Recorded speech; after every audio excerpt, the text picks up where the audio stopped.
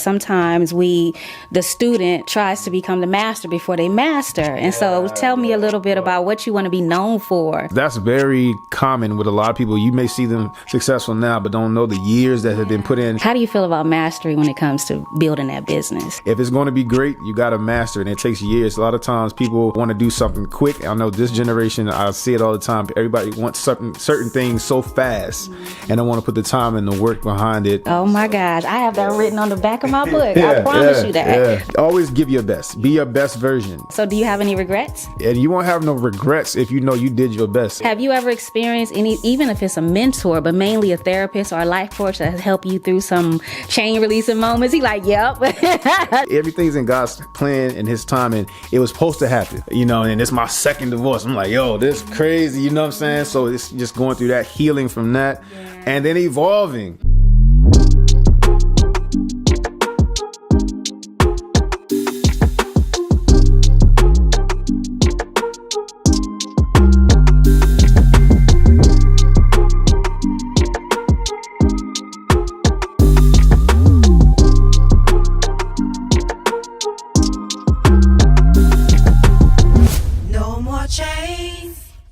Holding me. Welcome to the Release the Chains podcast. I am your host, Ari Squires. This is where we have real, raw, and revolutionary discussions, helping people just like you release your mental, emotional, financial, and generational chains. So I'm back here with another episode with Wade the Barber.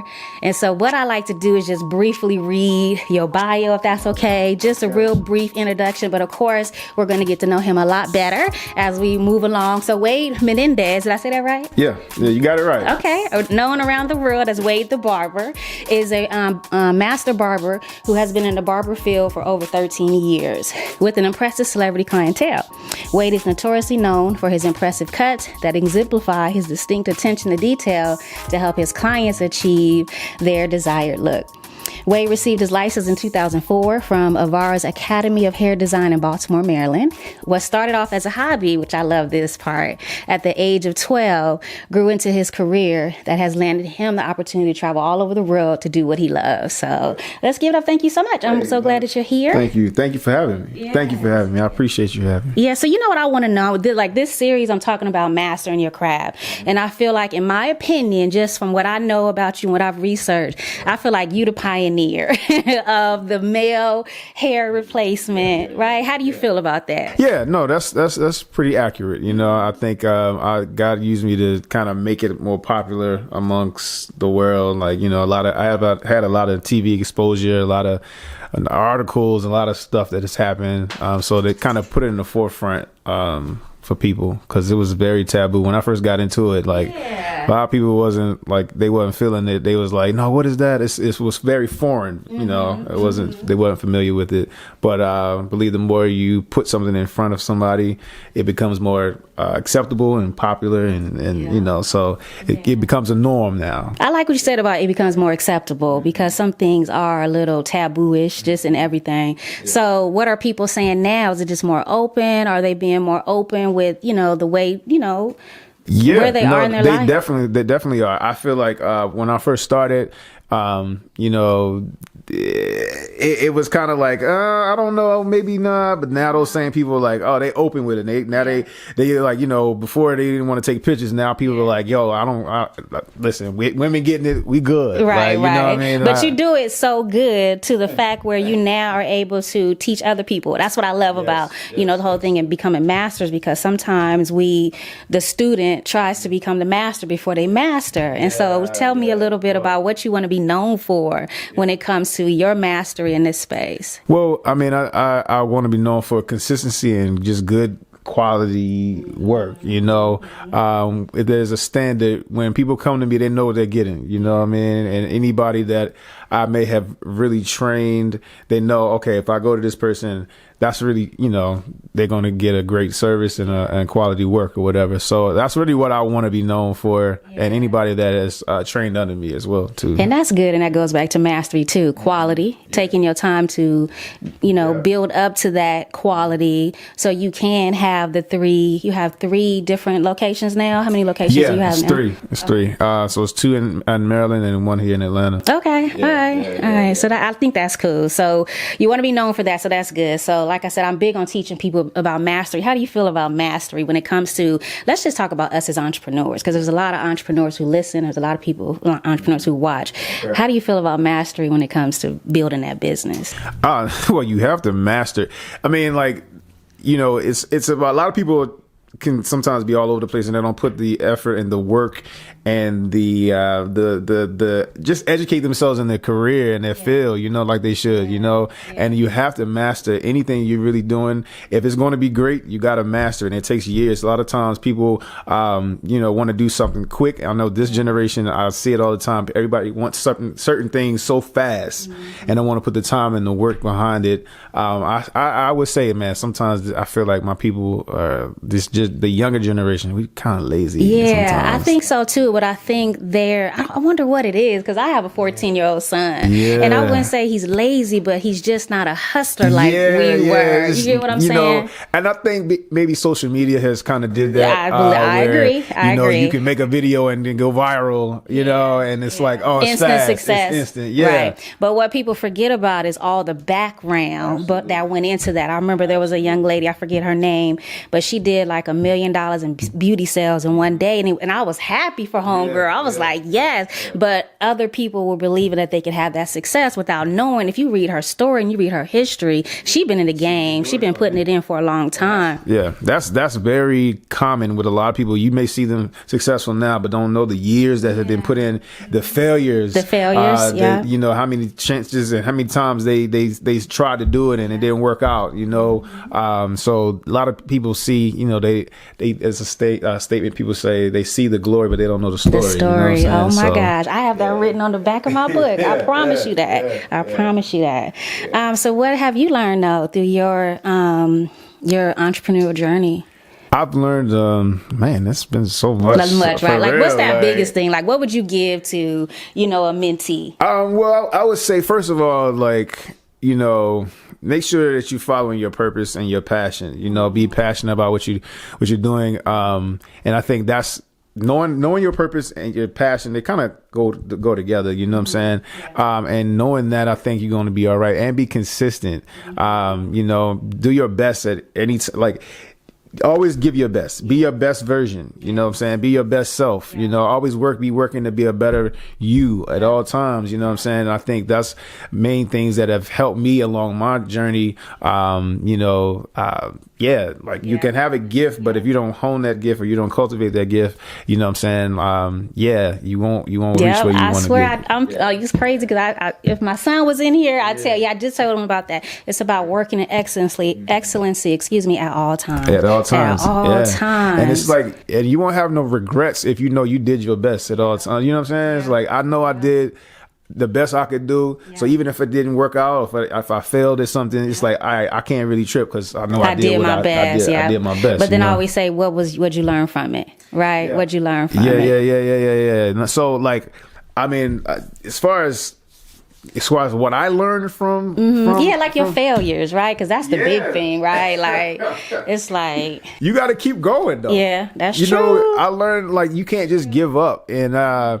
think that we get discouraged and we get distracted a lot of times if things don't work out how you think they should work out. Say for instance, like even with my first shop, like, all right, so I was a little defeated. What happened was I went to the bank to try to get a loan. And they were like, "Nah, we're not giving you no loan." Like I was really set. I'm like, "Oh, I know it's gonna work out. What is this gonna work out?" But I went. They was like, "No, we can't. You don't have enough things for collateral. You don't have enough money in the bank and all that stuff, or whatever." You know what I mean? I did not. I was a little defeated a little bit. Right, of course, because it was a no. Yeah, and I'm like, man, well, let me see. All right, so how I'm gonna do this or whatever, you know what I'm saying? What else can I do?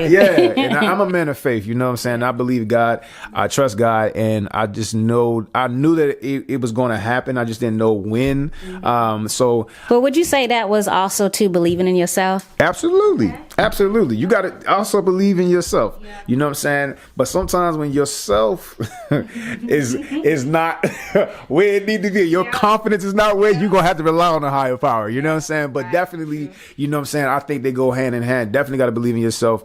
So I went, I was just working one day, and I feel like, God sent some clients I had, and they blessed me, and I talk about that in my book as well. They blessed me with like $20,000 to help get my shop started, and I didn't even bring it up to them though. That's the thing. I didn't bring up that I went to the bank and they denied me and all that stuff. But literally months later, it happened. But in my mind, I was defeated at first, but then I knew, I was like, okay, now I got to keep moving. I'm gonna be working, even maybe it's not the time for me to get the shop right now. I'll keep working and be diligent and do my best behind a chair and whatever I'm doing, because I did a lot of set work as well too. So I was like, I'll keep doing what I'm doing, and then the right time in, I'll save up enough that I'll just be able to get my own shop, and that happened or whatever. So I think that's something that you got to just keep going. And I love what you said about it just wasn't your time too, because that's another thing when it comes back to what you were saying about social media. Sometimes we got to wait for our turn. Absolutely. You know what I'm saying? Absolutely. Work hard, believe in your higher power in yourself, and just keep working. So do you have any regrets? I do have regrets. I think one regret is I feel like I could have been a little further off earlier in my life than what I didn't really start. You're still flourishing. young, no. Come on.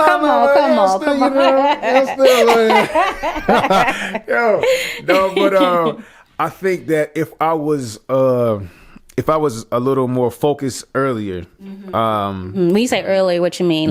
Like my early 20s. Okay, well, we was all not, But it's but like, if you know now that you knew then, right? I would have buckled down and not let, relationships and people, and I got distracted a lot. You know what I'm saying? I spent a lot of time just wasting time on stuff that didn't really matter. You know what I'm saying? Because I got friends, I got people that I know, they younger, and they did well early, but I regret wasting time and not being focused. That's a good word right there. That's a good word. Like, I wish that's dope right there. Sure. So now tell us a little bit about what else is going on with you before we take a break. What else is going on? We got the 3 barbershops. I heard you say you were an author. I am an author. I do music as well. I just recently started doing, I have a few songs on iTunes, and out here we doing the music thing. Yes. And I love that song, the first single. I Love Unexplained. I told you I was in my car, and I'm, you have things on just on the playlist, and I'm like, ride, and I'm like, right, I'm like, I appreciate that. I'm like, let me see who this is. It's a cool vibe. It's like jazz. It's mellow. It's dope. It's a little, I like it. Little vibe. No, that was. I was happy to release that. You know what I'm saying? So was that like always a dream? Actually, it wasn't always a dream per se, because I never wanted to even be an artist. I just know that I'm passionate about music. I've been doing music before I picked up a pair of clippers. You know what I'm saying? So I was like, you know what? I was going through some things in my personal, and music was always therapy for me, So I just woke up, I was like, man, I'm gonna go ahead and release some music. We're gonna make this happen, you know what I'm saying? So. And you wrote it? I wrote it, along with 2 other my friends as well. Okay, good. So we got the book, we got the music, and we have the barber. Okay, so we're gonna come back, you guys. We're gonna come back with some more with Wade the Barber. No more chains holding me. Hey you guys, it's Alicia. I'm the owner of Real Natural Salon, and I'm coming to a city near you. I'm bringing Twist Your workshops to your area to teach you how to twist your hair, band to knot your hair, and use RNS hair care to maintain moisture and control. The first city I'm coming to is Little Rock, May 14th. The next city will be Atlanta, June 4th. You can find me on Facebook at Real Natural Salon by Alicia. Instagram is Real Natural Salon.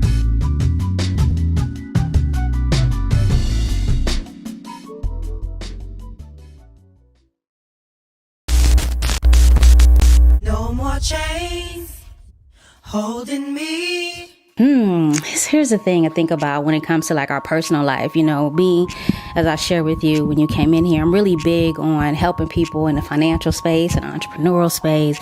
But I'll know that I don't know if it's our people or everybody, right? In particular, I'm talking about our people, where we have these generational chains, not curses, but like these chains, meaning mindsets, habits, right?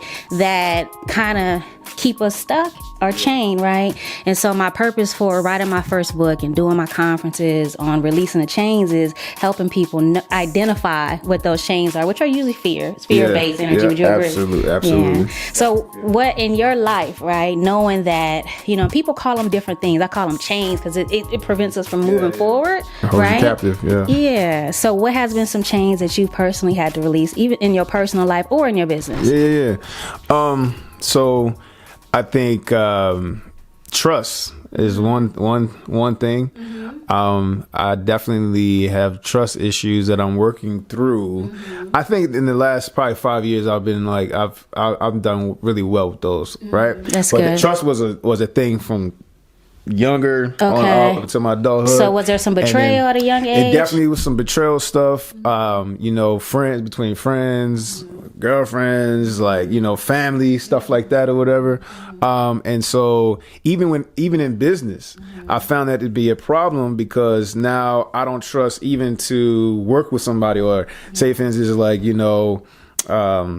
we partnered on something or whatever, and I don't trust you. I'm looking at the corner of my eye, like, But you can't lead into that. Like, you have to kind of give people the benefit of the doubt, use a little discernment as well, and kind of just give show people a some chance. grace. You gotta show some grace. You know what I'm saying? And I always say, at this point, I give people enough rope, and if they hang themselves, God they bless. hang themselves. You know what I'm saying? You ain't gonna worry about it. You try. I gave you a chance.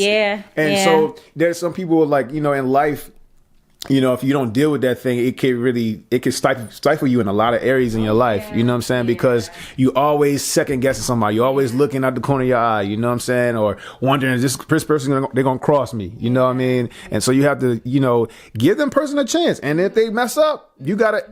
You know what I'm saying? It's a bad thing and a good thing at the same time. But my mom always taught me, you wear people as loose garments.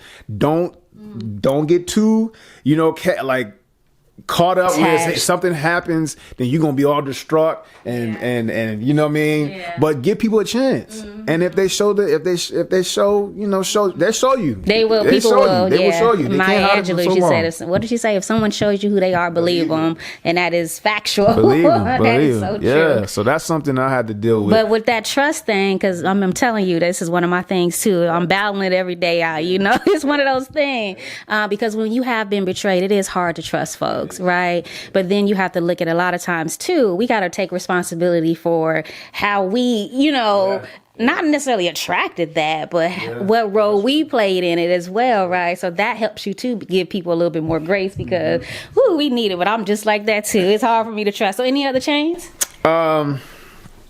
Because we got many. We got so many. Yeah. I gotta think about that. So many. What I'm saying? I mean, jeez. No, I think so trust was a big. So trust is personal and business. Because that can translate in so many areas. You know what I'm saying? I mean, forgiveness could go with that too. Yeah, it's true. That's true. You gotta release that for sure. And forgive, even if y'all not gonna be cool again. Just forgive. You know what I mean? Because that's for you. A lot of times you holding on to stuff or whatever, and it's killing you. Sicknesses, all kinds of things can come from unresolved unforgiveness. You know what I'm saying? So a lot of times, you got to do it for you and just for the other person. You know what I mean? As well. That's weird. That's real. Now, I'm not no life coach, no therapist or nothing, right? But I have hired a life coach before, and I have hired a therapist before, right? At the same time, right? Hey, just that's because what's it up. was just a time in my life where I needed that kind of additional support. I felt like I always took everything to my husband. I was like, he got to be sick of me, with all this. Not that he ever showed he was, but you just like, I just need somebody else to pour into. Have you ever experienced any, even if it's a mentor, but mainly a therapist or a life coach that has helped you through some chain releasing moments? He like, yep, I sure have. Hey, listen, I'm a big advocate for going to see a therapist. Yes, absolutely. For real. Right now, I actually, because I'm going through another divorce, right? And so I've just reached out to a new, because I wanted to try Afro-American Male therapist. That's you know good. what I'm saying? Because I've used women therapists before, you know what I'm saying, stuff like that, whatever, and that's cool. But I want to see what Another the difference- perspective. you know what I'm saying. But so I went through my first divorce and my dad dying all at the same time. I was at the lowest, like that's low-key 2 deaths for real. You know what I'm saying? Yeah. And so like I was depressed. I mean, it was a lot going on. My mom had just got finished coming through recovering from cancer and all that stuff. So it was just a lot of things. But I went to therapy, and they gave me a lot of insightful input. You know what I'm saying? I sat there, I cried, I vented, you know what I'm saying? And I was like, yeah, it felt good. It's like a release. And one thing the lady told me, you know, she said something simple. It was just simple. Because, I mean, like, therapy is, you get some therapists that will actually talk to you and give you some input on certain things. And that's some just listen. And sometimes it's all you need is somebody to listen. And I think in our culture, you know what I'm saying, we think that it's like something that makes you crazy if you go see a therapist. No, it's like, no, go talk to somebody, because sometimes your friends not be able to, and you need an unbiased opinion. And it's a better, I don't know, you just get more free if you just go ahead and let it out. Open, yeah. But, it's like non-judgmental. Yeah. So the therapist, she simply said, you got to forgive yourself. That's and I ain't never big. thought about it like that. Yeah, I'm just like, yo, because I am I'm blaming myself for all this stuff. I'm blaming myself for my divorce. I'm blaming myself for my dad dying, because I'm like, if I could have did more, if I would have helped him, he wouldn't have had a heart attack. You know what I'm saying? If I would have snatched the food out of his hand or something, you know what I'm saying? It is like all these things in your head, you know, and you just holding on to these things and you making it a part of like, I could have did something different, but no, you got to forgive yourself. It's not your fault. You know what I'm saying? Now, yes, you could have did certain things different, but you can't hold it. Everything's in God's plan and his time, and it was supposed to happen. You know what I'm saying? So you can't beat yourself up about that. And that was something that just really helped me get through, especially that first time I actually went to therapy. So. Yeah, that's good. And I like to ask people that, you know, what is your best advice you got from your life coach or your therapist? Because people can learn from that. And the thing with therapy for me is that my therapist, he knew when to listen and when to say something, because they're skilled at that. My mom, she was actually a child psychologist, so she was really good at that. So and it helps. It really helps to just have that in your life. So listen, so I have these different, you know, processes that I came up with when it comes to us releasing our personal chains, and business too, but let's talk personal. We'll get into the business segment, next.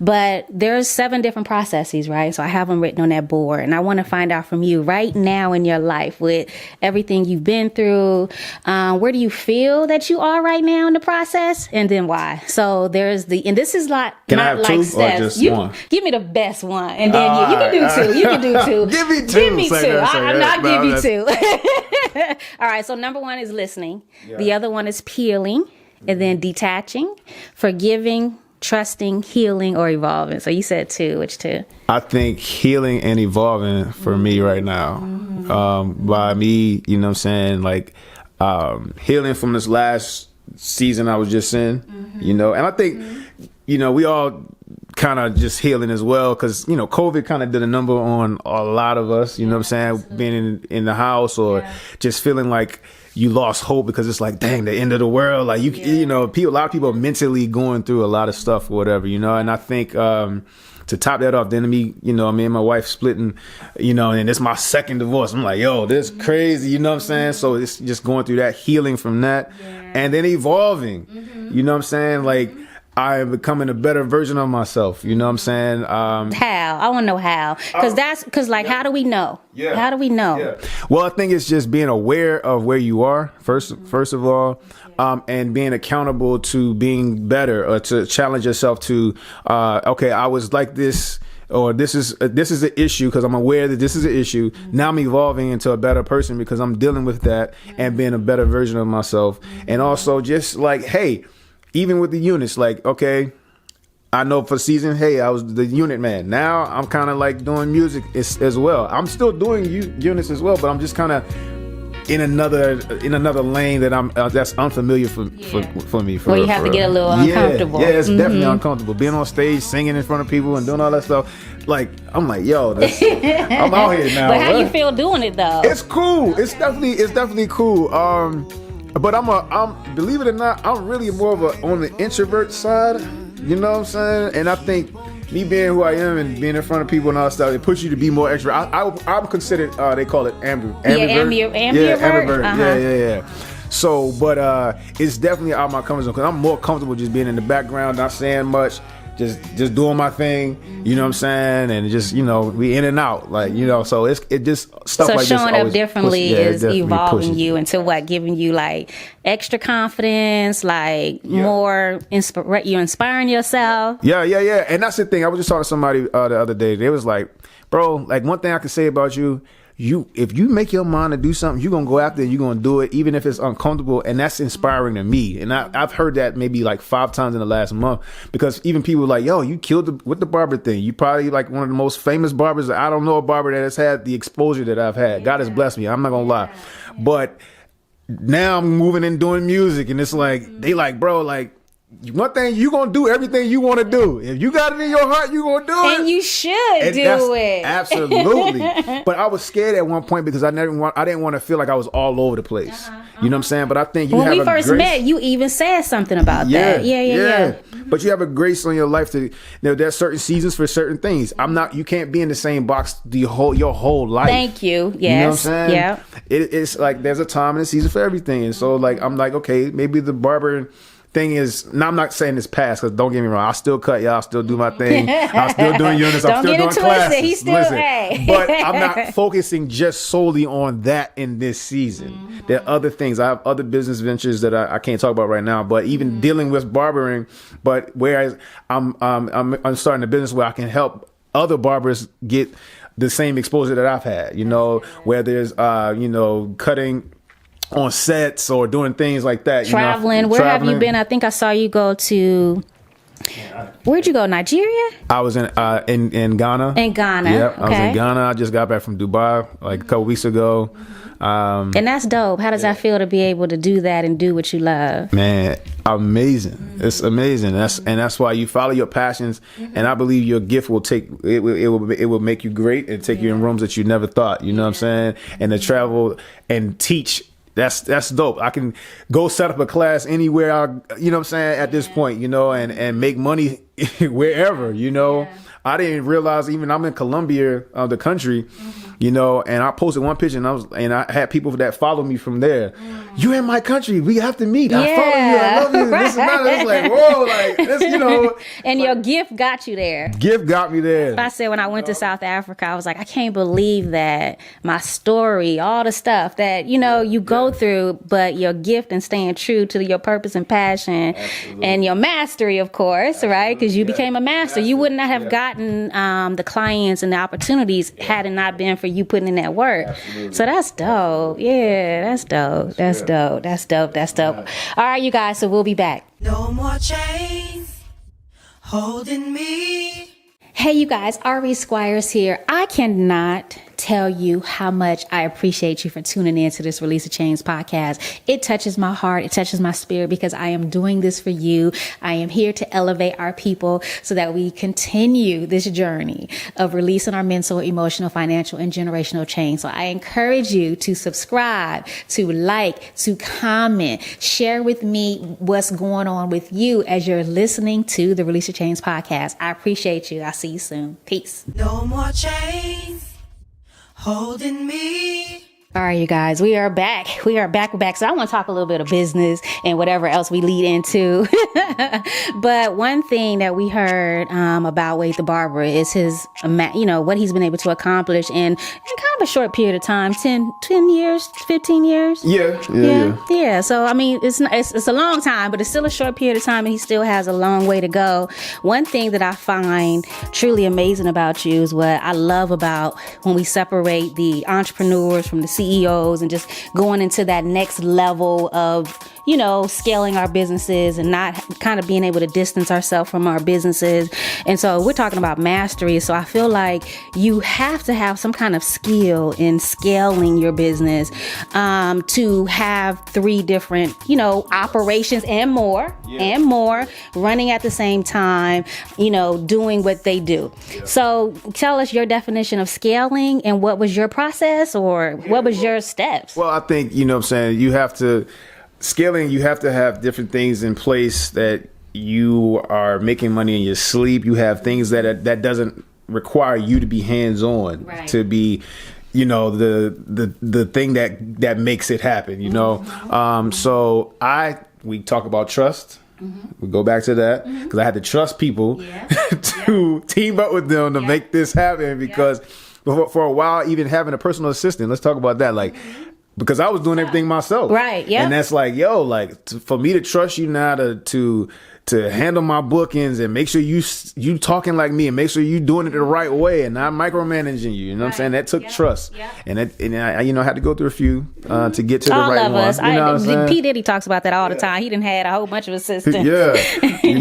So doing that. And so like I have 2 personal assistants. One handles like the client side of it, and partly shipping products and all that stuff, and then one handles my bookings for like engagements on music and stuff like that, and then like the online class. So I have like the online class where you have that. I can, I have videos online. People take that. They have people that are taking it in Israel, different countries. What I'm saying? While I'm asleep, that's producing, what I mean?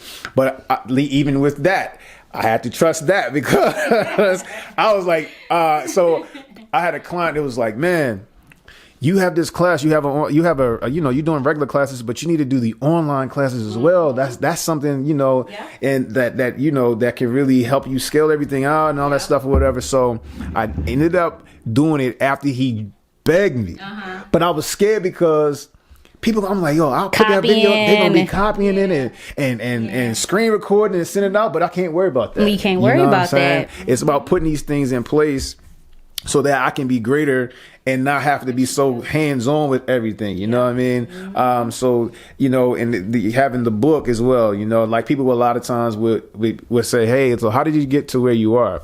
And now I'll just be like, instead of having to tell my story every 5 minutes, read this book. Here's my book. I have the Audible version as well. Yeah. It's the hard copy as well. What's the name of the book? So it's called The Success Factor, 12 Keys to Help You Win in Life. Okay. Yeah. So that's been doing really well. And I'm happy about that. So, but yeah, you have to scale your business in order.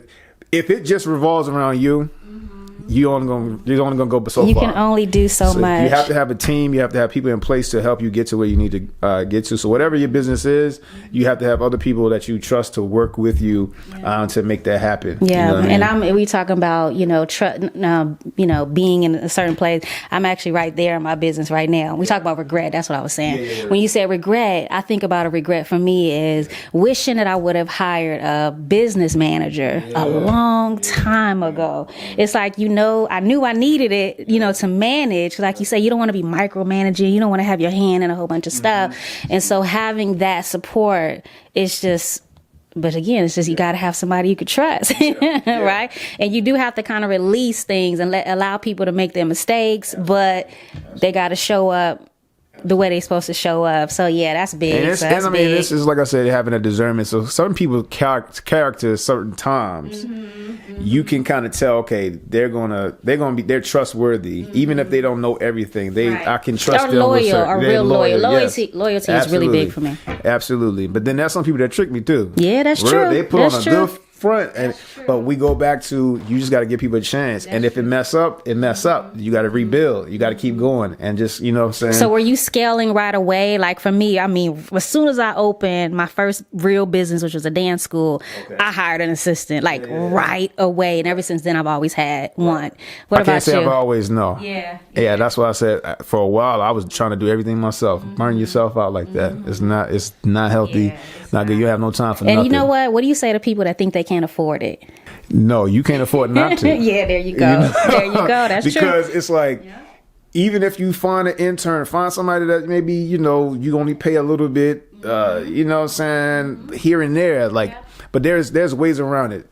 There's ways around it. You also have a family member. Right. I don't really recommend. Yeah, I don't know about that. Well, it depends. You know what I'm saying? You have friends that become family. Those are the ones right there. Because my CFO, somebody handle your money. Yeah. You have to and so when I talk about having an assistant, that was back in, 2004, 5, and she been with me ever since. Started out as my assistant, now handling my finances. Yeah. She got a whole financial business now. Okay. Yeah. So and that's the cool thing too about being able to bring others up, with you as you climb and mentoring them and supporting them. And how has that been for you? Because that's a big thing. No, too. that's been great. Like, I have a lot of people that call me the mentor, and I try to help as many people as I can. Now there's only one me, right? But I'm even working on that as well, doing like group mentoring classes and stuff. I'm working on some online things as we speak right now. That's good. In what space? What do you mean? Like, is it barbers in particular? No, it's not just barbers. Okay. It's just like, because even with my book, everybody thinks it's about barbers and stylists, but I've had people that have other businesses outside of the beauty industry. Mm-hmm. It's like, bro, I got so much from your book, like.